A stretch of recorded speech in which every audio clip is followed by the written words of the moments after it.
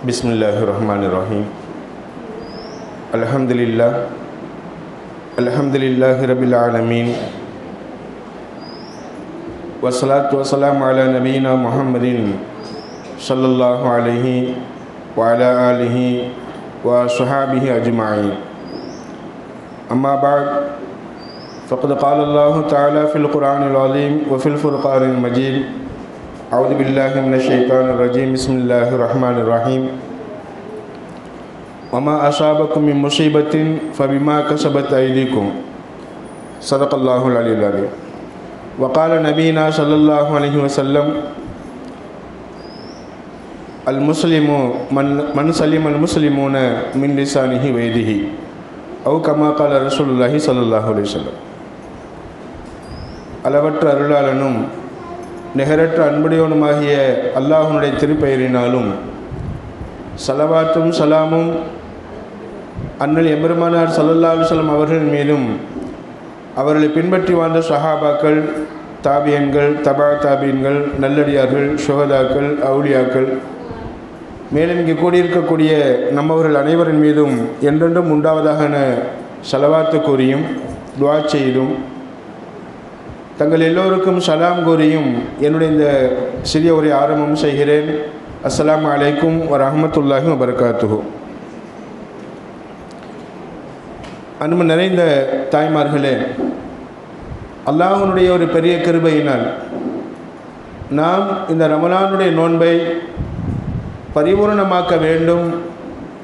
இந்த ரமலானுடைய நோன்பு நமக்கு பரிபூர்ணமாக வேண்டும். நோன்புனுடைய நன்மைகள் எந்த காரணத்தை கொண்டும் தடைபட்டு விடக்கூடாது, அழிந்து போய்விடக்கூடாது என்பதற்காக வேண்டி இந்த ரமலானில் ஒவ்வொரு நாளும் ஒவ்வொரு விஷயமாக நாம் என்ன செய்து கொண்டு வருகிறோம். எந்தெந்த உறுப்புகளை நாம் பாதுகாக்கணும் என்பதை பற்றிய சில விஷயங்களை நாம் நமக்கு மத்தியில் பரிமாறிக்கொண்டு வருகிறோம்.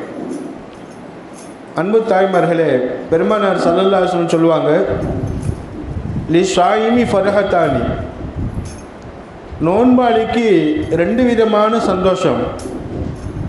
ஒன்று இந்த ஃபித்ரிஹி, நோன்பு திறக்கிற நேரத்தில் ஒரு சந்தோஷம். இன்னொன்று இந்த லிகாஇ ரப்பிஹி, அல்லாஹ்வை சந்திக்கிற நேரம் ஒரு சந்தோஷம். இப்போ இந்த ரெண்டு விதமான சந்தோஷமும் அளவில் அடங்காதது. நாம் நோன்பு திறக்கிறோம், ஆனால் அல்லாஹ் அதை பார்த்து சந்தோஷம் அடைகிறான். நாளை மறும நாளில் அல்லாஹ்வை நம்ம சந்திக்கும் போது கண்டிப்பாக நோன்பாளிகளுக்கு நிறைய கூலிகள் அல்லாஹ் தருகிறான். குறிப்பாக அவனுடைய திருப்தி அல்லாஹ் நமக்கு தருகிறான். இப்படிப்பட்ட அவனை சந்திக்கும் போது, அல்லாஹ்வை சந்திக்கும் போது நோன்பாளிகளுக்கென தனிப்பட்ட ஒரு சிறப்பை அல்லாஹ் கொடுப்பான் அல்லவா? அந்த சிறப்பை நாம் அடைந்து கொள்வதற்காக வேண்டித்தான் ஒவ்வொரு விஷயமாக நாம் ஒவ்வொரு நாளும் சொல்லி கேட்டுக்கொண்டிருக்கிறோம். அன்பு தாய்மார்களே, நாம் சொல்லி கொண்டிருந்த விஷயங்களில், அதாவது நமது உடல் உறுப்புகளில் 7 உறுப்புகள் என்ன செய்யணும்? கண்டிப்பாக தவறுகளிலிருந்து பாதுகாத்து கொள்ளணும். எல்லா நாளும் குறிப்பாக நாம் இந்த ரமலான் மாதத்தில் நாம் பாதுகாத்துக்கிறணும் என்ற விஷயங்களை பற்றி நாம் சொல்லிக்கொண்டு வருகிறோம்.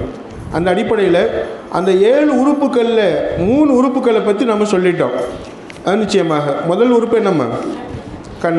ரெண்டாவதுமா காது. மூணாவதுமா நாவு, நம்மளுடைய நாக்கு. நாலாவதாக இன்னைக்கு இன்ஷா அல்லாஹ் கையை பற்றியும் நமது கால்களை பற்றியும் சிறிது நாம் நமக்கு மத்தியில் பரிமாறிக்கொள்வோம்.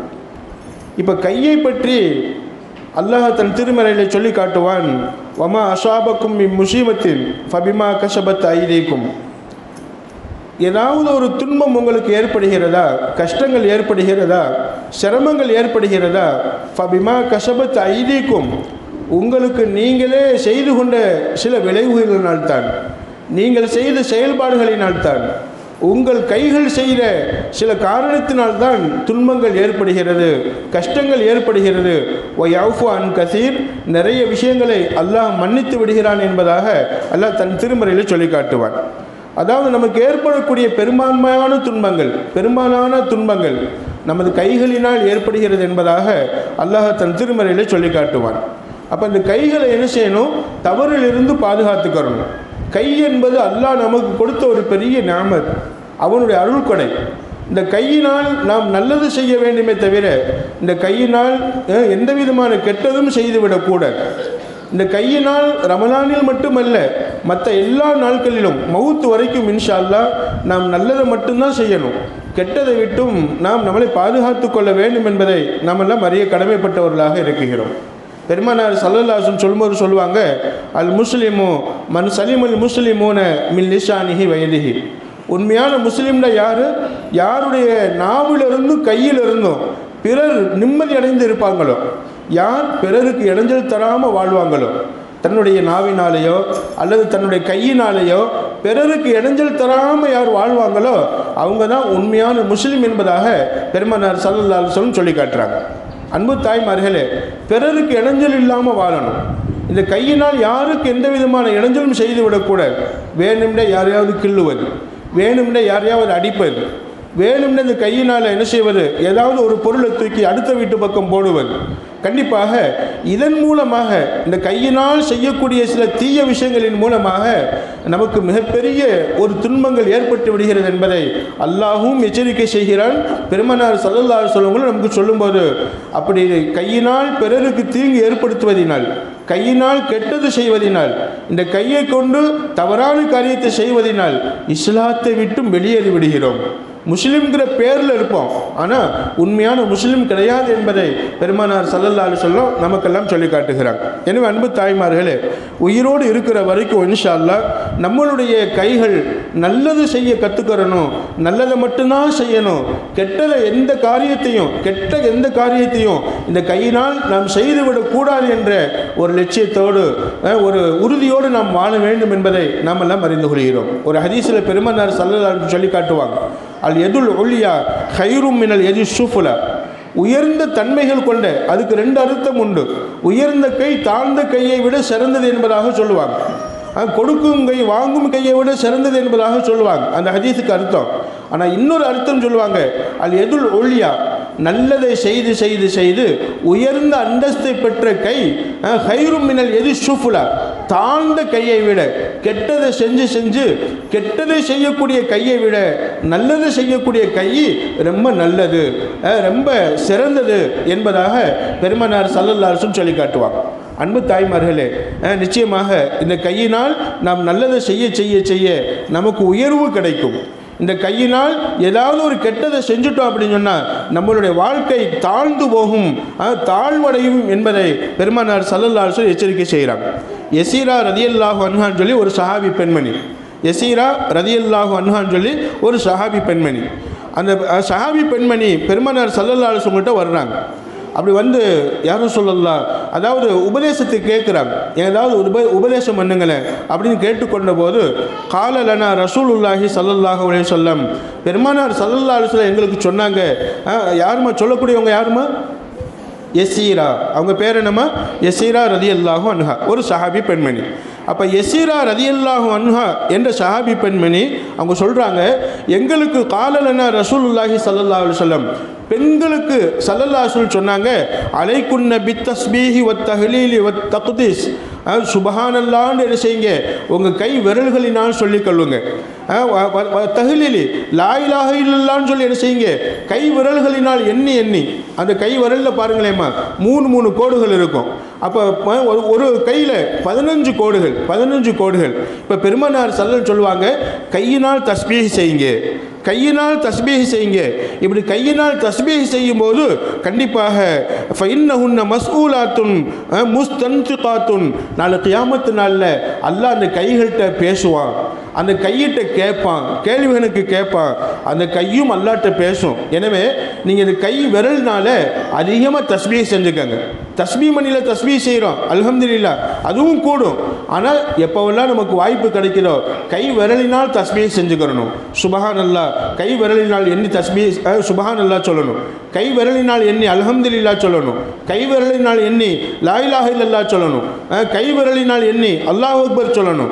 இப்படி நாம் என்ன செய்யணும், தஸ்பீஹாத்தில் அந்த கை விரலினால் நாம் செய்து கொள்ளும் பொழுது பெருமானார் ஸல்லல்லாஹு சொன்னாங்க, கேள்விகளுக்கு கேட்கும்போது அது மிகவும் இலகுவாக அமையும். நல்ல பதில் சொல்லும் இந்த விரல்கள் எல்லாம், கையெல்லாம் அல்லாட்ட பேசும்போது உங்களுக்கு சாட்சி சொல்லும்.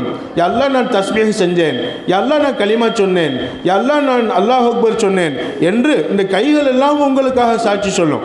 எனவே கை விரல்களினால் நீங்கள் நிறைய தஸ்பீஹ் செஞ்சுக்கங்க. வலா தகுஃபல்ன, மறந்தும் கூட என்ன செஞ்சிடாதீங்க, தப்பு செஞ்சிடாதீங்க, அசால்ட்டாக இருந்துடாதீங்க, கையினால் தப்பு செஞ்சிடாதீங்க. ஃபதன்ஸீனர் ரஹ்மத்தை, நீங்கள் அல்லாஹ்வுடைய ரஹ்மத்தை இழந்து விடுவீங்க. கையினால் ஏதாவது தப்பு செஞ்சா, இந்த கையினால் யாருக்காவது இடைஞ்சல் பண்ணினா, இந்த கையினால் ஏதாவது தவறு செஞ்சா கண்டிப்பாக அல்லாஹ்வுடைய ரஹ்மத்தை நம்ம இழந்துடுவோம் அப்படின்னு சொல்லி பெருமானார் ஸல்லல்லாஹு அலைஹி சொல்லி காட்டுறாங்க. எனவே அன்பு தாய்மார்கள், இன்ஷா அல்லாஹ் இந்த கை என்பது அல்லாஹ் நமக்கு கொடுத்த ஒரு பெரிய கிஃப்ட், பெரிய அல்லாஹ்வுடைய அருள் கொடை. கண்டிப்பாக இந்த கையினால் நிறைய நன்மைகளை நாம் தேடிக்கொள்ள வேண்டும் இன்ஷா அல்லாஹ். இதா அரத்த தலீன கல்பிக்க, உன்னோட உள்ளம் சந்தோஷமாக இருக்க வேண்டும் என்று நீ நினைக்கிறாயா, ஃபத்இமில் மிஸ்கீன வம்சஹ ரஅஸல் யதீமி ஸல்லல்லாஹு அலைஹி சொல்லி காட்டுறாங்க. உங்கள் கையினால் ஒரு ஏழைக்கு சாப்பாடு வாங்கி கொடுங்க, உங்கள் கையினால் ஒரு ஏழைக்கு சாப்பாடு உணவு கொடுங்க. நிச்சயமாக இந்த கையினால் உணவு கொடுத்துட்டு நீங்கள் நினைங்க, அல்ஹம்துலில்லாஹ் அல்லாஹ் இந்த கையினால் பிறருக்கு உணவு கொடுக்கக்கூடிய வாய்ப்பை தந்திருக்கிறானே, அல்ஹம்துலில்லாஹ் என்று நீங்கள் நினைங்க. வம்சஹ ரஅஸல் யதீமி, அனாதை குழந்தைகளுடைய, தாய் இல்லாத தந்தை இல்லாத குழந்தைகள் யார் இருப்பாங்களோ அந்த அனாதை குழந்தைகளுடைய தலையை லேசாக தடவி கொடுத்து அவங்களுக்கு ஆறுதல் சொல்லுங்க, ஆறுதல் சொல்லுங்க, அவங்களுக்காக துஆ செய்யுங்க.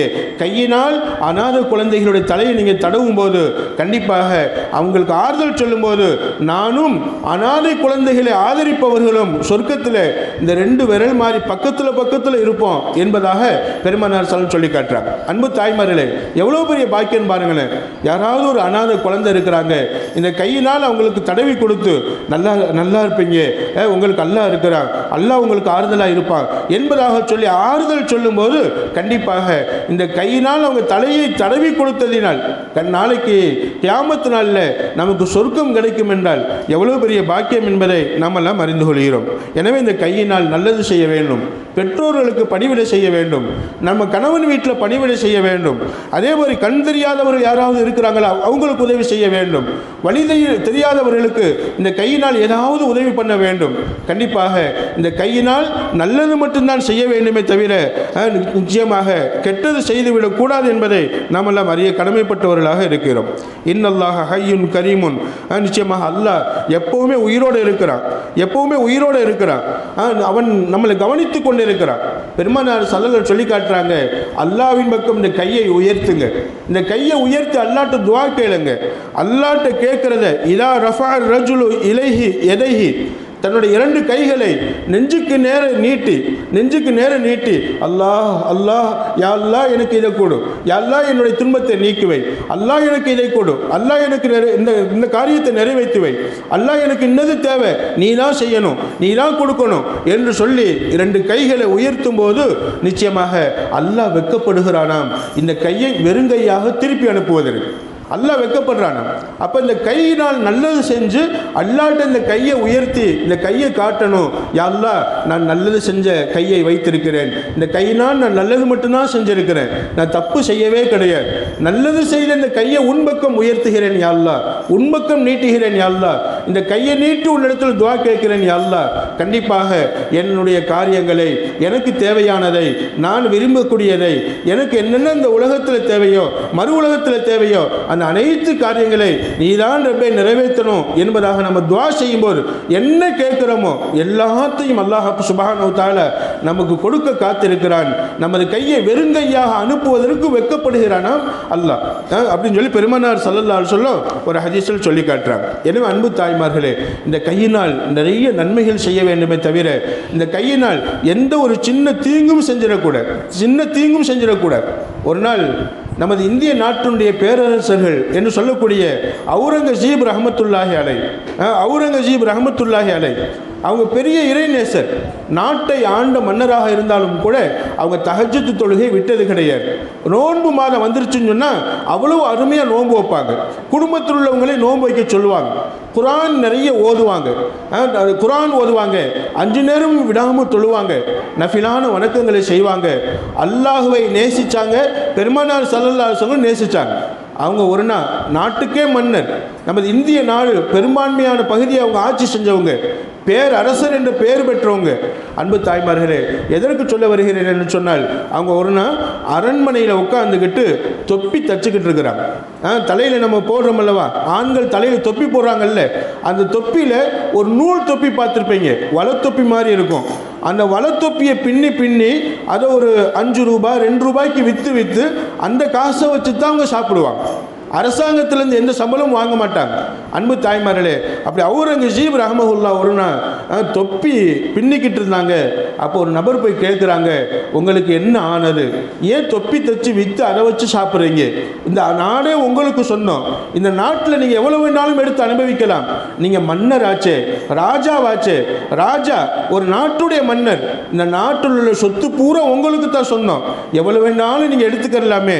இப்படி இருக்கும்போது தொப்பி தச்சு நீங்கள் சாப்பிடணுமா அப்படின்னு சொல்லும்போது அவுரங்கசீப் ரஹ்மஹுல்லா அவங்க சொன்னாங்கன்னா, நான் அல்லாஹ் எனக்கு கொடுத்த கையினால்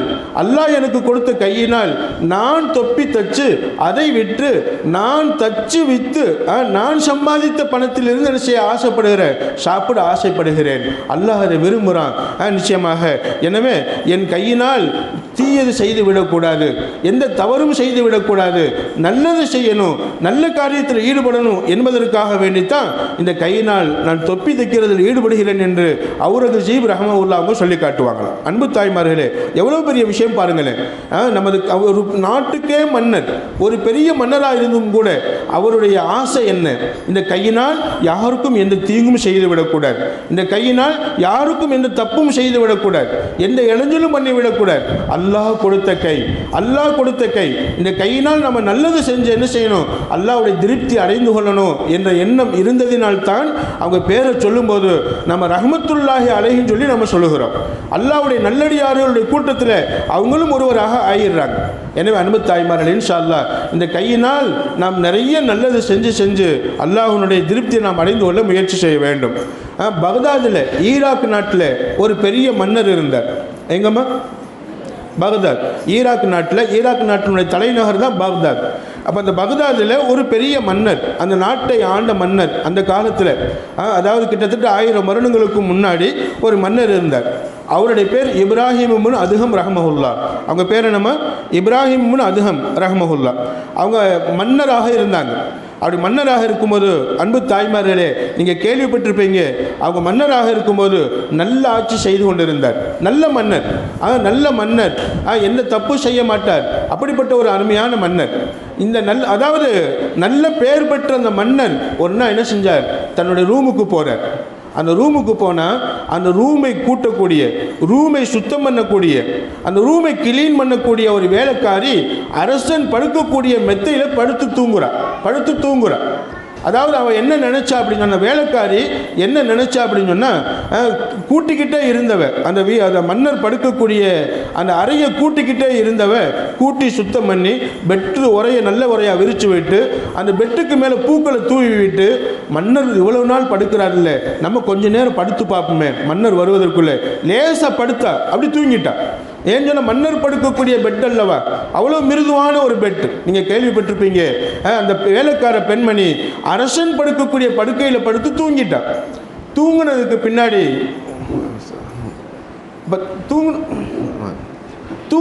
பின்னாடி மன்னரும் அந்த ரூமுக்கு போயிட்டாங்க. அன்பு தாய்மார்களே, என்ன ஆகும்? மன்னர் படுக்கக்கூடிய படுக்கையில் ஒரு வேலைக்காரி படுத்து கிடந்தா என்ன ஆகும்? என்ன நிலைமை ஏற்படும்? அன்பு தாய்மார்களே, அங்கே என்ன நிலைமை ஏற்பட்டுச்சுன்னு சொன்னால், மன்னனுக்கு சரியான கோபம். அந்த மன்னனுக்கு சரியான கோபம் வந்ததினால் ஒரு சாட்டை எடுத்துகிட்டு வர சொன்னார். அந்த சாட்டை எடுத்துகிட்டு வந்து கொடுக்கப்பட்டுச்சு. சாட்டையால் அந்த வேலைக்கார பெண்ணை அடிக்கிறார். மன்னர் அடிக்கிறார். சாட்டை அடி மேலே விழுகிறது. ஆனால் அந்த வேலைக்கார பெண்மணி தூங்கி எந்திரிச்சு பயத்தில் நடுங்கிக்கிட்டு வேலைக்கார பெண்மணி அடி வாங்கிக்கிட்டு சிரிக்கிறார். ரொம்ப வேகமாக சிரிக்கிறார், சத்தமாக சிரிக்கிறார். அப்போ மன்னன் அடிப்பதை நிறுத்திவிட்டு கேட்குறார், நிச்சயமாக நான் அடித்து கொண்டே இருக்கிறேன், நீ சிரித்து கொண்டே இருக்கிறாய். நான் அடிக்கிறேன், நீ சிரித்து கொண்டே இருக்கிறாய், என்ன காரணம் அப்படின்னு கேட்டபோது அந்த வேலைக்கார பெண்மணி சொன்னாங்களாம், நிச்சயமாக மன்னா, நான் கொஞ்ச நேரம் இந்த பெட்டில் படுத்ததுக்கு இவ்வளவு அடி அடிச்சிட்டீங்க, இவ்வளவு வருஷமா, இத்தனை நாளா நீங்க இந்த பெட்டில் படுத்து தூங்கிட்டு இருக்கிறீங்க. அல்லாஹ் உங்களை என்ன செய்ய போறான்னு தெரியல, எவ்வளவு அடி அடிக்க போறான்னு தெரியல. கொஞ்ச நேரம் படுத்து தூங்குனதுக்கே இவ்வளவு பெரிய அடி, இவ்வளவு பெரிய தண்டனை அப்படின்னு சொன்னால், வருஷம் பூரா தூங்கி கொண்டு இருக்கக்கூடிய உங்களுக்கு எவ்வளவு பெரிய தண்டனை என்பதை எனக்கு தெரியவில்லையே.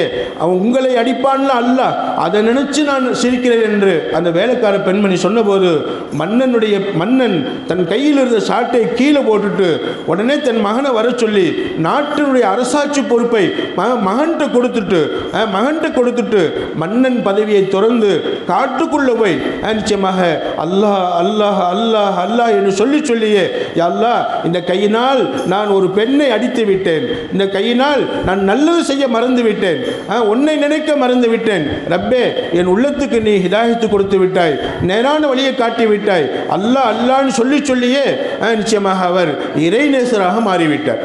அன்பு தாய்மார்களே, ஒரு தடவை ஒரு வேலைக்கார பெண்மணி அடித்தது தப்பு என்பதை உணர்ந்ததினால் எத்தனை பேர் நம்ம அடிக்கிறோம், வேணும்னே அடிக்கிறோம்.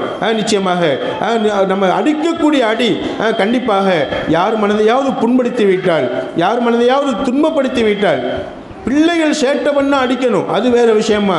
ஆனாலும் கூட பிறரை அதாவது கஷ்டப்படுத்துவதற்காக வேண்டி, பிறரை துன்பப்படுத்துவதற்காக வேண்டி வேணும்னே இந்த கையினால் அடித்தால், இந்த கையினால் இடைஞ்சல் கொடுத்தால், இந்த கையினால் நாம் ஏதாவது ஒரு மனநோகும்படி செய்தால் கண்டிப்பாக அதனுடைய தண்டனை மிகப்பெரிய தண்டனை என்பதை நாம் அறிய கடமைப்பட்டவர்களாக இருக்கிறோம். எனவே 4வது உறுப்பான இந்த கையை நாம் பேணி பாதுகாத்துக்கிறணும், எந்த கெட்டதும் செஞ்சிடக்கூடாது. ஸல்லல்லாஹு அலைஹி வஸல்லம் பற்றி சொல்லுவாங்க, மா தரப ரசூலுல்லாஹி ஸல்லல்லாஹு அலைஹி வஸல்லம் ஷையன் கத்து பியதிஹி, தான் கையினால யாரையும் பெருமானார் ஸல்லல்லாஹு அலைஹி வஸல்லம் ஒருபோது அடிச்சதே இல்லை. வலா இம்ராத்தன், மனைவி அடிச்சதே கிடையாது. வலா ஹாரிமன், வேலை செய்யக்கூடிய வேலையாளை கூட அவங்க கையினால் அடிச்சதே கிடையாது. எந்த அளவுக்கு சொன்ன அனஸ் ரலியல்லாஹு சொல்லுவாங்க, 10 வருஷம் நான் பெருமானார் ஸல்லல்லாஹு அலைஹி வஸல்லம் வேலை பார்த்துருக்கிறேன். 1 வருஷம் 2 வருஷம் இல்லை, 10 வருஷம் வேலை பார்த்துருக்கிறேன். ஒரு சில நேரம் நான் தண்ணி மேத்திட்டு வருவேன், தண்ணி கீழே கொட்டிடும். சிரிச்சுக்கிட்டு சொல்லுவாங்க, அனஸ், தண்ணி கீழே கொட்டிருச்சாப்பா, பார்த்து வர்றது இல்லையா என்பதாக சிரிச்சுக்கிட்டே சொல்லுவாங்கண்ணா. அவங்க முகத்தில் ஒரு கோபம் வராது. அவங்க அடிக்கிறதுக்கு உரிமை உண்டு. அனஸ் ரலியல்லாஹு அவங்க சின்ன வயசு, 7 வயசு பிள்ளை, 8 வயசு பிள்ளை தான். நிச்சயமாக இப்படிப்பட்ட அனஸ் ரலியல்லாஹு அவங்க சொல்லுவாங்க, 10 வருஷ காலமாக நான் வேலை பார்த்துருக்கிறேன். அந்த வேலை பார்த்த என்னை ஒருபோதும் அவங்க கடிஞ்சு பேசினதில்லை, ஒருபோதும் கையினால் அடித்ததில்லை, ஒருபோதும் இதை ஏன் செய்த, எதுக்கு செஞ்ச, ஏன் இந்த மாதிரி செஞ்சிட்டிய, சலிச்சு பேசினதே கிடையாது, திட்டி பேசியதே கிடையாது. இவ்வளோ பெரிய உயர்ந்த குணத்துக்கு சொந்தக்காரவங்க தான் பெருமானார் ஸல்லல்லாஹு அலைஹி வஸல்லம் என்று சொல்லி காட்டுவாங்க. எனவே அன்பு தாய்மார்களே, இன்ஷா அல்லாஹ் நம்மளுடைய இந்த மீதமுள்ள வாழ்நாளில் கண்டிப்பாக நாம் ஒரு முடிவு செஞ்சுக்கிறணும். இந்த கையினால் யாருக்கும் எந்த இடைஞ்சலும் செஞ்சிடக்கூடாது, இந்த கையினால் யாருக்கும் எந்த தொந்தரவும் நம்ம தந்துடக்கூடாது, இந்த கையினால் யாருக்கும் எந்த விதமான இடைஞ்சலும் செஞ்சிடக்கூடாது என்ற ஒரு உறுதி மனப்பான்மையோடு இருப்போம். குறிப்பாக இந்த ரமலானில் யாருக்காவது இந்த கையினால் இடைஞ்சல் செஞ்சுட்டா, தொந்தரவு கொடுத்துட்டா, இந்த கையினால் செய்யக்கூடாததை செஞ்சுட்டா, தப்பான காரியத்தை இந்த கையினால் செஞ்சுட்டா, கண்டிப்பாக நம்ம நோன்பு வீணாயிடும், நோன்புனுடைய நன்மை வீணாயிரும். கண்டிப்பாக அல்லாட்ட நம்ம பிடிபட்டுருவோம். அல்லாஹ் நம்மளை பாதுகாப்பானாக. அன்பு தாய்மார்களே, இன்ஷா அல்லாஹ் இந்த கையை நாம் பாதுகாத்து கொள்ள வேண்டும். அப்போ அபு மசூத் ரலியல்லாஹு சொல்லி ஒரு சஹாபி இருந்தாங்க. அந்த சஹாபி என்ன பண்ணாங்க அப்படின்னு சொன்னால், அபு மசூத் ரலியல்லாஹு அன்ஹு அப்படிங்கிற ஒரு சஹாபி. அந்த சஹாபி என்ன பண்ணாங்கன்னு சொன்னால், அவங்களுடைய ஒரு அடிமை, அவங்களுடைய அதாவது வீட்டில் வேலை செய்யக்கூடிய ஒரு வேலைக்காரவங்க, அந்த அடிமையை என்ன செஞ்சுக்கிட்டு இருந்தாங்க, அடிச்சுக்கிட்டு இருந்தாங்க, சரியான அடி அடிச்சுக்கிட்டு இருந்தாங்க. அப்படி அடிச்சுக்கிட்டு இருக்கும்போது அந்த வழியாக பெருமானார் ஸல்லல்லாஹு அலைஹி வஸல்லம் போயிட்டாங்க. அடிக்கிறத பார்த்துட்டாங்க. அவங்க பேர் என்னம்மா, அடிமை அடித்த அந்த சஹாபி பேர் என்னம்மா, அபு மசூத் ரலியல்லாஹு அன்ஹு. அப்போ அபு மசூத் ரலியல்லாஹு அன்ஹு தான் வீட்டில் வேலை செய்யக்கூடிய ஒரு வேலைக்காரரை ஒரு வேலை செய்யக்கூடிய நபரை அடினாலும் அடி, சரியான அடி, அடிமையை அடிக்கலாம், தப்பில்லை. ஆனாலும் கூட அடிச்சுக்கிட்டு இருந்தாங்க. அப்படி அடிச்சுக்கிட்டு இருக்கும்போது பின்னாடி போய் அபு மசூத் ரலியல்லாஹு அவங்களுக்கு பின்னாடி போய் நின்று பெருமானார் ஸல்லல்லாஹு சொன்னாங்க, அதாவது லல்லாஹு அக்தரு அலைக்க யா அபா மஸ்ஊத், நிச்சயமாக லல்லாஹு அக்தரு அலைக்க, அல்லாஹ் உன்னை அடிப்பதற்கு ரொம்ப சக்தி வாய்ந்தவன் அபு மசூதே. சாதாரண ஒரு வேலைக்காரரை நீ அடிச்சுக்கிட்டா இருக்கிற, இவ்வளவு அடி அடிக்கிறியே, நீ மனுஷனா? மனிதாபிமானம் இருக்கிறதா? ஒருத்தர் இப்படி போட்டு வெளுக்கலாமா, அடிக்கலாமா? உன் கையினால் அடிக்கிறியே, இந்த கையினால் அடிக்கக்கூடிய உன்னை அல்லாஹ் எவ்வளவு அடிப்பான்? அவனுடைய அடி எவ்வளவு பெருசா இருக்கும். லல்லாஹு அக்தரு, அல்லாஹ் ரொம்ப சக்தி வாய்ந்தவன், அலைக்க உங்களை அடிப்பதற்கு சக்தி வாய்ந்தவன்.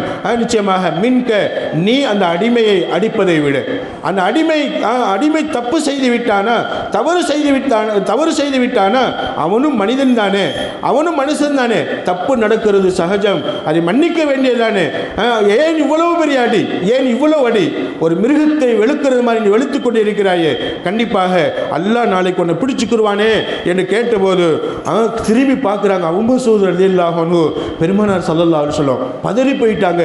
அபு மசூத் ரலியல்லாஹு சொன்னாங்க, யா ரசூலல்லாஹ், யா ரசூலல்லாஹ், அல்லாஹ் என்ன அடிப்பானா?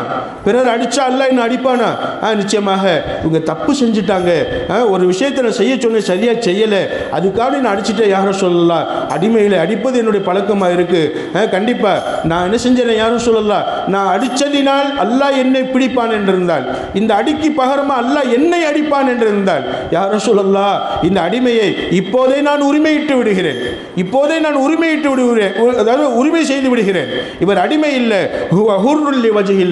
அல்லாஹ்வுக்காக இவர் உரிமை பெற்றவராக இருக்கிறார் என்று சொன்னபோது பெருமானார் ஸல்லல்லாஹு அலைஹி சொன்னாங்க, அபு மசூத் அறிந்துகொள், லவ்லம் தஃஅல், நிச்சயமாக நீ மட்டும் அந்த அடிமை உரிமையிடலை அப்படின்னு சொன்னா லஃபஹத்துக நார், நீ அவரை அடித்ததின் காரணமாக, பிறரை உன் கையினால் துன்பப்படுத்தியதின் காரணமாக, இந்த கையினால் பிறருக்கு நீ நோவினை தந்ததின் காரணமாக நரகம் உன்னை கவ்வி இருக்கும் என்பதாக சொன்னாங்க பெருமானார் ஸல்லல்லாஹு அலைஹி வஸல்லம். அன்பு தாய்மார்களே, எவ்வளோ பெரிய விஷயம் பாருங்களேன்.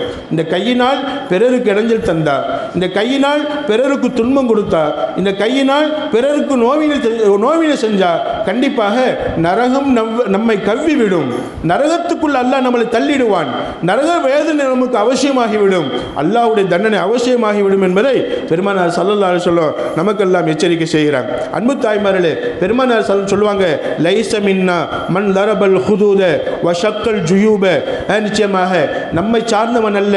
யார் தெரியுமா? யார் கன்னங்களில் அடிப்பாரோ, கன்னத்தில் அடிப்பாரோ. அடிக்கிறது கன்னத்தில் அடிக்கிறது ரொம்ப மோசமானது. கன்னத்தில் அடிக்கக்கூடாது.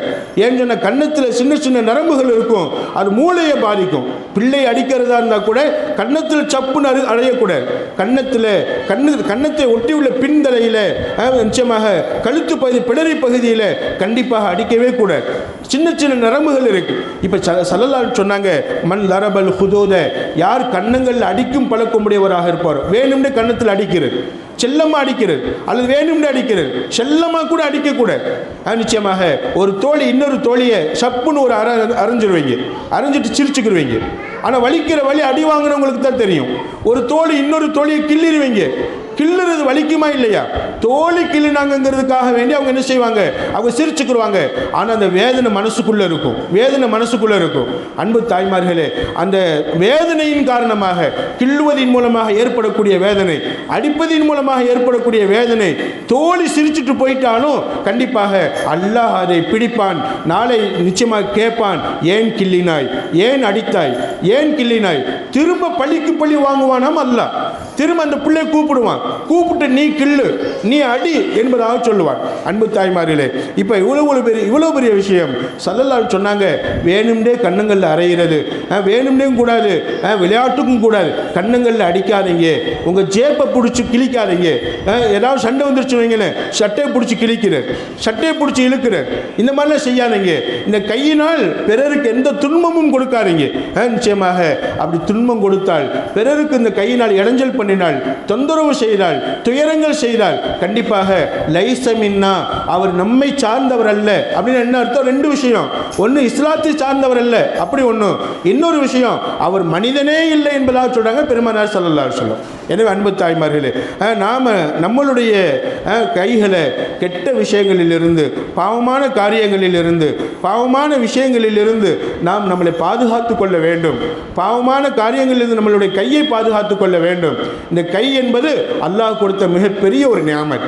ஆயிஷா ரலியல்லாஹு அன்ஹா அவங்க சொல்லி காட்டுறாங்க, மா மஸ்ஸத் எது ரசூலுல்லாஹி ஸல்லல்லாஹு அலைஹி வஸல்லம் எதை இம்ரத்தின், பெருமானார் ஸல்லல்லாஹு அலைஹி வஸல்லம் கை இன்னொரு பெண்ணுடைய கையை தொட்டதே கிடையாது, அந்நிய பெண்ணுடைய கையை தொட்டதே கிடையாது.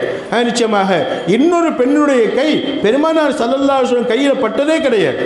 ஒரு உபதேசம் பண்ணும் போதும் சரி, பையத் செய்யும் போதும் சரி, பையத்னா என்ன, உடன்படிக்கைனா என்ன, ஆண்கள் கையில் கை கொடுத்து உடன்படிக்கை செய்வாங்க, லா இலாஹ இல்லல்லாஹ் கலிமா சொல்லி இஸ்லாத்தினுடைய விஷயங்களை சொல்லி ஏற்றுக்குருவாங்க, பையத் உடன்படிக்கை செய்வாங்க.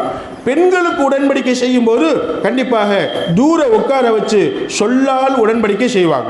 இது ஆயிஷா ரலியல்லாஹு அன்ஹா சொல்றாங்க, ஒரு பெண்ணினுடைய கை லேசா கூட பெருமானார் ஸல்லல்லாஹு அலைஹி வஸல்லம் கையை உரசியதே கிடையாது, உரசியதே கிடையாது. அப்படி என்னமா அர்த்தம்? இந்த ஹதீஸின் அர்த்தம் என்ன? இந்த கையினால் ஒரு தப்பான காரியத்தை நம்ம செஞ்சிடக்கூடாது, இன்னொரு அந்நிய ஆணுடைய கை நம்ம கையோட உரசிடக்கூடாது, நம்ம மேனில் பட்டிடக்கூடாது, அந்த அளவு பாதுகாப்பாக இருக்கணும் என்பதை ஆயிஷா ரலியல்லாஹு அன்ஹா அவங்க நமக்கு சொல்லி காட்டுறாங்க. அப்ப நம்ம கை பிறரை தொடுவது அல்லது பிறருடைய கை நம்ம மீது படுவது இதுவெல்லாம் பெரிய பாவம் என்பதை ஆயிஷா ரலியல்லாஹு அன்ஹா அவங்க சொல்லிட்டு, கண்டிப்பாக இந்த மாதிரி பெருமானார் ஸல்லல்லாஹு அலைஹி வஸல்லம் வாழ்க்கை இருந்துச்சு, நம்ம வாழ்க்கையை அது மாதிரி அமைச்சுக்கிறோம் என்ற ஒரு உபதேசத்தை நமக்கெல்லாம் சொல்லி காட்டுறாங்க. ஒரு மூதாட்டி பெருமானார் ஸல்லல்லாஹு அலைஹி வஸல்லம் எப்போ பார்த்தாலும் திட்டிக்கிட்டே இருப்பாங்க. அன்பு தாய்மார்களே, எதற்கு சொல்ல வருது கேள்விப்பட்டிருப்பீங்க. அந்த அதாவது ஸல்லல்லாஹு அலைஹி வஸல்லம் மக்காவில் இஸ்லாத்தை எடுத்து சொன்ன அந்த நேரத்தில், ஈமானை எடுத்து சொன்ன நேரத்தில் அந்த மக்காவை விட்டு ஸல்லல்லாஹு அலைஹி வஸல்லம் திட்டிக்கிட்டே, முஹம்மது ஒருத்தர் வந்திருக்கிறாரா, அவர் இந்த மாதிரி பண்ணுறாராம், இந்த மாதிரி செய்கிறாராம் என்று தெருக்களில் கத்திக்கிட்டே ஒரு பெரிய மூட்டை தலையில் சுமந்துக்கிட்டு ஊரை விட்டு வெளியில் போனாங்க. நீங்கள் கேள்விப்பட்டிருப்பீங்க அன்பு தாய்மார்களே. அந்த நேரத்தில் பெருமானார் ஸல்லல்லாஹு அலைஹி வஸல்லம் ஓடோடி போகிறாங்க. ஓடோடி போயிட்டு வயசான அம்மா சுமக்க முடியாமல் சுமையை சுமந்துட்டு போகிறாங்க. அம்மா உங்கள் தலையில் உள்ள சுமையை என் தலையில் வைங்க, நான் சுமந்துட்டு வர்றேன் அப்படின்னு சொல்லி அந்த சுமையை வாங்கி தான் தலையில் வச்சுக்கிட்டு போகும்போது அந்த அம்மாட்ட கேட்குறாங்க, அம்மா எங்கே போகிறீங்க, எங்கே போகிறீங்க, நீங்கள் போகக்கூடிய வீடு எங்கே இருக்குது, ஏன் போகிறீங்க அப்படின்னு கேட்கும்போது அந்த கிழவி சொல்லிச்சு, அந்த மூதாட்டி சொல்லிச்சு, அந்த வயசான அம்மா சொன்னாங்க, இந்த ஊரில் முகம்மதுன்னு சொல்லி ஒருத்தர் வந்திருக்கிறாராம், புதுசாக லா இலாஹ இல்லல்லாஹ்ங்கிற கலிமாவை சொல்கிறாராம், அவருடைய எந்த வார்த்தையும் என் காதில் விழுந்துடக்கூடாது, அந்த முகம்மது சரியான ஆள், இப்படிப்பட்டவர் அப்படிப்பட்டவர் ஸல்லல்லாஹு அலைஹி வஸல்லம் திட்டிக்கிட்டே வருது அந்த அம்மா. நபி ஸல்லல்லாஹு அலைஹி வஸல்லம் சிரிச்சுக்கிட்டே போகிறாங்க, சிரிச்சுக்கிட்டே பின்னாடி போகிறாங்க. அந்த அம்மா போகக்கூடிய வீடு வந்த உடனே தன் கைகளினால் அந்த சுமையை இறக்கி கீழே வச்சுட்டு அந்த அம்மாவை பார்த்து இறக்கமாக பார்த்துட்டு, அம்மா உங்கள் உடம்பை பார்த்துக்கங்கம்மா, உங்கள் உடம்பை பார்த்துக்கங்க, உங்களுடைய அதாவது இவ்வளவு தூரம் நடந்து வந்திருக்கிறீங்க, உங்கள் காலை பார்த்துக்கங்க, கையை பார்த்துக்கங்க, உங்கள் உடம்பை பார்த்துக்கங்க என்று சொல்லிட்டு விடைபெறக்கூடிய நேரத்தில், பையனே வாலிபரே, நிச்சயமாக நீ எப்படிப்பட்ட வாலிபராக இருக்கிற, இவ்வளவு பெரிய சிறப்பான வாலிபர், உன்னை போல அல்லவா இங்கே உள்ள வாலிபர்கள் இருக்கணும் அப்படின்னு சொல்லும்போது, நீ யாருப்பா, உன் பேர் என்ன அப்படின்னு அந்த அம்மா கேட்குறாங்க. அப்போ தான் பெருமானார் ஸல்லல்லாஹு சொல்கிறாங்க, அம்மா இவ்வளவு நேரம் திட்டிக்கிட்டு வந்தீங்கல்ல, யாருடைய பேச்சு உங்கள் காதில் விழுகக்கூடாதுன்னு சொல்லி நினைச்சீங்களோ அந்த நபர், அந்த முகம்மதுங்கிறவர் தான் நான் என்று சொன்னபோது அந்த அம்மா அழுகிறாங்க. சொன்னாங்க, அந்த அம்மா சொன்னாங்க, இவ்வளவு நல்ல குணத்துக்கு சொந்தக்காரராகிய நீங்கள், நான் தலையில் சுமக்க முடியாமல் சுமந்துட்டு வந்த இந்த சுமையை உன் கையினால் நீங்கள் வாங்கி நீங்கள் சுமத்துட்டு வந்து இவ்வளவு தூரம் கொடுத்துட்டு, நிச்சயமாக நான் யார் என்பதை கூட சொல்லாமல் திரும்பி போக பார்த்தாயே, இவ்வளவு அருமையான வாலிபர், இவ்வளவு நல்ல வாலிபர், இவ்வளவு நல்ல பையன், உங்களை போய் நான் குறை சொல்லிட்டேன், திட்டிட்டேன் என்று சொல்லி அந்த இடத்துல அஷ்ஹது அல்லா இலாஹ இல்லல்லாஹ் வ அஷ்ஹது அன்ன முஹம்மது ரசூலுல்லாஹ் என்ற கலிமாவை சொல்லி முஸ்லீம் ஆகிட்டாங்க, இஸ்லாத்துக்கு வந்துட்டாங்க. எதுக்கு சொல்ல வருகிறேன்னு சொன்னால், அன்பு தாய்மார்களே, அந்த கையினால் அந்த சுமையை வாங்கி சுமந்ததினால், அந்த சுமையை ஏற்று சுமந்ததினால், நம்மை திட்டக்கூடியவர் நம்மளை திட்டுறாங்க, நம்மளை ஏசி பேசுகிறாங்க, அதாவது நம்ம சொல்ல கேட்கக்கூடாது ஊரை விட்டு காலி பண்ணி போகிறாங்க. இப்படிப்பட்டவருக்கு நாமையே உதவி செய்யணும், இப்படிப்பட்ட ஒரு சுமையை நாமையே எடுத்து சுமந்து போகணும் என்று நினைக்கிற பெருமானார் ஸல்லல்லாஹு அலைஹி வஸல்லம் நம்மளை திட்டினாலும் பரவாயில்ல, ஏசி பேசினாலும் பரவாயில்ல, கண்டிப்பாக இந்த கையினால் நல்லது செய்யணும், இந்த கையினால் நல்லது செய்யணும் என்ற மனப்பான்மையில் அவங்க வாழ்ந்ததுனால கண்டிப்பாக அங்கே ஒரு மூதாட்டி, அங்கே ஒரு வயதான பெண்ணு இஸ்லாத்துக்கு வருவதற்கு காரணமாக இருந்துச்சு. அன்பு தாய்மார்களே, இதே மாதிரி தான் இந்த கையினால் நல்லது செய்ய செய்ய, இந்த கையினால் நல்ல காரியங்களை செய்ய செய்ய கண்டிப்பாக நமது இஸ்லாமிய பண்பாடு அதிகரிக்கும், இஸ்லாமிய பண்பாடு அது நிச்சயமாக வளர்ச்சி அடையும், அல்லாஹ்வுக்கு பிடித்தமான காரியம் நம்மள்கிட்ட அதிகமாக வரும். எனவே அன்பு தாய்மார்களே, இந்த ரமலானிலும் சரி, ரமலான் அல்லாத நாட்களிலும் சரி, நம்மளோட உடம்புல ஓடுற வரைக்கும் இந்த கையினால் யாருக்கும் எந்த கெட்டதும் செய்து விடக்கூடாது, எந்த பாவமும் செய்து விடக்கூடாது. கண்டிப்பாக இந்த கையினால் நாம் நல்லதை மட்டும்தான் செய்யணும் அப்படிங்கிற ஒரு முடிவில் நாம் இருப்போம் இன்ஷா அல்லாஹ். ஸல்லல்லாஹு அலைஹி வஸல்லம் பல ஹதீஸ்களில் சொல்லுவாங்க, மரத்தின் இலைகளை வேணும்னே பிடுங்காதீங்க. மரத்தினுடைய இலைகள் பச்சை பசேருங்கிற மரம் நல்லா நிழல் தருது, வேணும்னே அதை பிடுங்க வேணாம், வேணும்னே உடைக்க வேணாம். மக்களுக்கு இடைஞ்சல் தருது, இடைஞ்சல் தரக்கூடிய மரத்தை நம்ம வெட்டலாம், ஆனால் இடைஞ்சல் தராமல் ஒரு ஓரமாக இருக்கக்கூடிய மரங்களை வேணும்னே பிடுங்க வேணாம். நிச்சயமாக அது மாதிரி மிருகங்களுக்கு, செடி கொடிகளுக்கும் நோவினை தர வேணாம் இந்த கையினால் சொன்னாங்க ஸல்லல்லாஹு அலைஹி வஸல்லம். அது மாதிரி மிருகங்களுக்கு, மனிதர்களுக்கு மட்டுமல்ல, உங்கள் வீட்டில் வசிக்கக்கூடிய, உங்களோடு வாழக்கூடிய நிச்சயமாக மிருகங்களுக்கும் எந்த தீங்கும் செய்யாதீங்க. ஆடு போட்டு அடிக்காதீங்க, மாடு அதை போட்டு வெளுக்காதீங்க, ஒட்டகம் அதனுடைய சுமைக்கு மேல் அதிகமான சுமையை கொடுத்து என்ன செய்யாதீங்க, நீங்கள் அதை துன்பப்படுத்தாதீங்க, துன்புறுத்தாதீங்க என்பது போன்ற பல உபதேசங்களை பெருமானார் ஸல்லல்லாஹு அலைஹி வஸல்லம் சஹாபாக்களுக்கு சொல்லி காட்டுகிறாங்க, நமக்குமான உபதேசமாக. எனவே அன்பு தாய்மார்களே, இந்த கையினால் நாம் நல்லது செய்ய வேண்டுமே தவிர எந்த காரணத்தை கொண்டும் கெட்டது செஞ்சிடக்கூடாது. ஒரு சஹாபி ஒரு போரிலிருந்து வரக்கூடிய அந்த நேரத்தில் ஒரு சஹாபி என்ன செய்கிறாங்க, காட்டு பக்கம் ஒரு அவுட் சைடு போகிறாங்க. அது போய் வரும்போது ஒரு குருவி குஞ்சு, அதாவது கூடு ஒன்று இருந்துச்சு, குருவி கூடு ஒன்று இருந்துச்சு, அந்த கூட்டுக்குள்ளே ஒரு குஞ்சு இருந்துச்சு, அந்த குஞ்சு அழகாக இருந்துச்சு. அந்த குஞ்சை கையில் பிடிச்சிட்டு வந்துட்டாங்க, அந்த குருவி குஞ்சை கையில் எடுத்துகிட்டு வந்துட்டாங்க. அன்பு தாய்மார்களே, இயற்கையாக நம்ம சின்ன பிள்ளைகளை விளையாண்டுருப்போம், குருவி கூட கலைச்சிருப்போம், குருவி கூட கலைச்சி அந்த முட்டையை எடுத்து உடைச்சிருப்போம், அந்த குருவி குஞ்சை பிடிச்சிருப்போம். இது மாதிரி ஒரு சஹாபி என்ன செஞ்சிட்டாங்க, குருவி குஞ்சை பிடிச்சிட்டு வந்துட்டாங்க. அழகாக இருக்குது பாருங்களேன், எவ்வளோ அழகாக இருக்குது, எல்லாத்தையும் காட்டிக்கிட்டு இருக்கிறாங்க.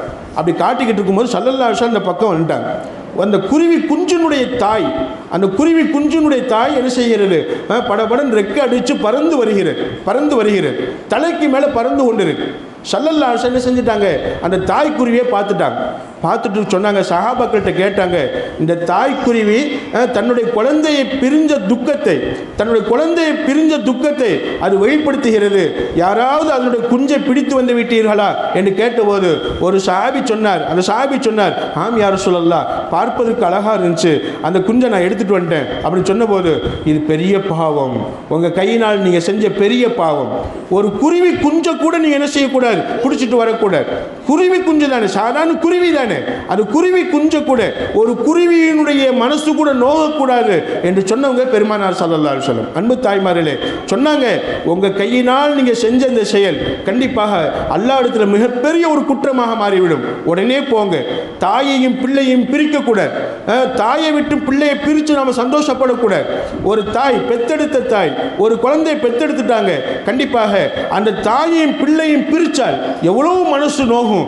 நிச்சயமாக இது மிகப்பெரிய ஒரு துன்பம். ரெண்டு விதமான தண்டனை, ஒன்று குருவியை பிடிச்சிட்டு வந்தது, இன்னொன்று அந்த தாயை பதறவிட்டது, தாய்க்குருவியை பதறவிட்டது. கண்டிப்பாக இது பெரிய பாவம். உடனே போய் என்ன செய்யுங்க, அந்த குருவி கூட்டில் எந்த இடத்துல எடுத்தீங்களோ அந்த இடத்துல கொண்டு போய் குருவி குஞ்சை விட்டுட்டு வாங்கன்னு சொன்னாங்க பெருமானார் ஸல்லல்லாஹு அலைஹி வஸல்லம். சஹாபி பதறி போயிட்டாங்க, உடனுக்குடனே ஓடி போய் அந்த குஞ்சை அந்த கூட்டில் விட்டுட்டு வந்துட்டாங்க. அன்பு தாய், எவ்வளோ பெரிய விஷயம் பாருங்களேன், எவ்வளோ பெரிய விஷயம் பாருங்களேன்.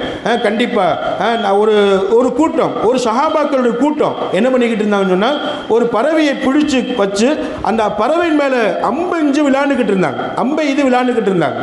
அன்பான தாய்மார்களே, இப்போ இதை பார்த்த ஒரு சஹாபி பெருமானார் ஸல்லல்லாஹு அலைஹி வஸல்லம் சொன்ன ஒரு ஹதீஸை ஞாபகப்படுத்தி அந்த விளையாண்டுக்கிட்டு இருந்தவங்களுக்கு சொன்னாங்க, சாதாரண ஒரு பறவையை சித்திரவதை பண்ணாதீங்க, சித்திரவதை பண்ணாதீங்க. அந்த ரெக்கைகளை பிப்பது, அந்த அதாவது அந்த பறவை மேலே உங்கள் அம்புகளை எய்தி விளையாடுவது, அம்புன புரியுதமா, அதாவது அம்பு நுனிய ரொம்ப அதாவது ஊசி மாதிரி இருக்கும், அதை எரிஞ்சு என்ன செய்வது, நிச்சயமாக கரெக்டாக அந்த குருவி மேலே படுதா அப்படி குறி பார்த்து எறிவர், அப்படி எரிஞ்சு விளையாண்டுக்கிட்டு இருந்தாங்க. அப்போ அந்த சஹாபி சொன்னாங்க, சித்திரவதை செய்யாதீங்க, உங்கள் கையினால் இன்னொரு உயிரை சித்திரவதை செய்தால் கண்டிப்பாக அதுக்கும் நீங்கள் அல்லாட்ட மாட்டிக்கிடுவீங்க, அல்லாஹ் அதை கேள்விகளுக்கு கேட்பான். ரசூலுல்லாஹி ஸல்லல்லாஹு அலைஹி வஸல்லம் சொல்லியிருக்கிறாங்க, எந்த ஒரு உயிரினத்தையும் கண்டிப்பாக ஒரு சாதாரண ஒரு பொருளாக, சித்திரவதை செய்யப்படும் ஒரு பொருளாக எடுத்துக்கொள்ள வேண்டாம் என்று சொல்லியிருக்கிறாங்க என்ற ஒரு ஹதீஸை அந்த சஹாபி அங்கே நினைவுபடுத்துகிறாங்க. எனவே அன்பு தாய்மார்களே, ஒரு நாள் பெருமானார் ஸல்லல்லாஹு அலைஹி வஸல்லம் ஒரு காட்டில் ஒரு தோட்டத்தில் உட்கார்ந்து இருக்கிறாங்க, பேரிச்சம் தோப்பில் உட்கார்ந்து இருக்கிறாங்க. ஒரு ஒட்டகம் ஒன்று வருகிறது, ஒரு ஒட்டகம் ஒன்று வருகிறது. அந்த ஒட்டகம் என்ன செய்கிறது, அதாவது ரொம்ப நோஞ்சான மெலிஞ்சு போய் கண்ணீர் வடித்து கொண்டு வருகிறது. இந்த ஒட்டகத்தின் உரிமையாளர் யாருன்னு கேட்டாங்க பெருமானார் ஸல்லல்லாஹு அலைஹி வஸல்லம். சொல்லப்பட்டது, கூப்பிட்டு வர சொன்னாங்க. கூப்பிட்டு வர சொல்லி சொன்னாங்க, இந்த ஒட்டகத்தில் நீ வேணுங்கிற வேலையெல்லாம் வாங்கிக்கிட்டு தண்ணீர் இறைக்க பயன்படுத்துகிறாய், சுமை தூக்க பயன்படுத்துகிறாய், உன்னுடைய வேலைகளுக்கு பயன்படுத்துகிறாய், எல்லாத்துக்கும் பயன்படுத்துகிற இந்த ஒட்டகத்தை, ஆனால் எந்த தீனியும் இந்த ஒட்டகத்துக்கு நீ கொடுக்கறதில்லை, இந்த ஒட்டகத்தை நீ கவனிக்கிறதில்லை என்பதனால் இந்த ஒட்டகம் என்கிட்ட வந்து முறையிடுது, கண்டிப்பாக இதற்கும் நீ அல்லாட்ட பதில் சொல்லி ஆகணும் என்று சொன்னாங்க. அன்பு தாய்மார்கள், எவ்வளோ பெரிய விஷயம் பாருங்களேன். மிருகங்களுக்கு கூட இந்த கையினால் இடைஞ்சல் தந்து விடக்கூடாது. மிருகங்களுக்கு கூட, சாதாரண மிருகங்களுக்கு கூட இந்த கையினால் எந்த விதமான தீங்கும் செய்து விடக்கூடாது, அதுக்கும் அல்லாட்ட மாட்டிக்கிடுவோம் அப்படின்னு சொல்லி சொன்னார். அன்பு தாய்மார்களே, மனிதனுக்கு இடைஞ்சல் தருவர், ஒரு மனிதன் இன்னொரு மனிதனுக்கு இடைஞ்சல் தருவர், இந்த கையினால் துன்பம் தருவர், இந்த கையினால் நோய்வினைப்படுத்துவர், எவ்வளவு பெரிய பாவம். அது நோன்பின் நன்மைகளை அழித்துவிடும், நோன்பின் நன்மைகளை இல்லாமலாக்கிவிடும், நோன்பின் நன்மைகளை மட்டுமல்ல எல்லா நன்மைகளையும் இல்லாமலாக்கிவிடும் என்பதை எச்சரிக்கை உணர்வோடு நாம் உணர கடமைப்பட்டவர்களாக இருக்கிறோம். அன்பு தாய்மார்களே, இன்ஷா அல்லாஹ் ஒரு முடிவெடுத்துக் கொள்வோம். இன்ஷா அல்லாஹ் நம்மளுடைய கைகளினால் நம்மளுடைய ரூஹ் இருக்கிற வரைக்கும் யாருக்கும் இடைஞ்சல் தராமல் வாழணும். இன்ஷா அல்லாஹ் யாருக்கு எந்த விதமான இடைஞ்சல் தராமல் வாழணும். இந்த ரமலான் நமக்கு கற்றுத்தரக்கூடிய பாடம். இன்ஷா அல்லாஹ் இந்த ரமலானில் மட்டுமல்ல எல்லா மாதமும் இந்த கையினால் யாருக்கு எந்த துன்பமும் தந்துட மாட்டேன் என்ற அடிப்படையில் நாம் வாழ்ந்துட்டோம். இன்ஷா அல்லாஹ் அல்லாஹுடைய பெரிய ஒரு கிருபை, அல்லாஹ் நம்மளை ஏற்றுக்கொள்வான், அல்லாஹ் நம்மளை கபூல் செய்வான், நமக்கு முழு நன்மைகளை தருவான், நமக்கு நாம் செய்யக்கூடிய அமல்களுடைய பிரதிபலனை அல்லாஹ் முழுமையாக தந்தருவான் என்பதை நாம் எல்லாம் அறிய கடமைப்பட்டவர்களாக இருக்கிறோம். இன்னும் நிறைய விஷயங்கள் இருக்கிறது. எனவே அன்பான தாய்மார்களே, இந்த கையை நாம் பாதுகாத்துக் கொள்வோமாக. அடுத்து இன்ஷா அல்லாஹ் ஐந்தாவது விஷயம், அஞ்சாவது உறுப்பு என்னம்மா? கால்கள். கால்களை பற்றி நம்ம பார்த்தோம் அப்படின்னு சொன்னால் அல்லாஹ் குர்ஆனில் சொல்லுவான், வல்லாஹு ஹலக்க குல்ல தாபத்தின் மிம்மா, எல்லா படைப்பையுமே எல்லா உயிரினங்களையுமே அல்லாஹ் சுப்ஹானஹு வ தஆலா தண்ணீரினால் படைத்தான், தண்ணீரினால் இந்திரிய துளியினால் அல்லாஹ் படைத்தான். ஃபமின்ஹும் மையம்ஷி அலா பத்னி, அந்த படைப்புகளில் சில படைப்பு வைத்தால் ஊர்ந்து நடக்கிறது, அதாவது ஊர்வன நடப்பன பரப்பன என்பதாக சொல்லுவோம் அல்லவா. இப்படிப்பட்ட படைப்புகளை படைத்தவன் அல்லாஹ், இப்படிப்பட்ட படைப்புகளை படைத்தவன் அல்லாஹ். சிலது வயிற்றில் ஊர்ந்து நடக்கிறது, சிலது ரெண்டு காலில் நடக்குது. ரெண்டு காலில் நடக்கிறது என்னம்மா? மனிதன், கோழி, இது மாதிரி உள்ளது.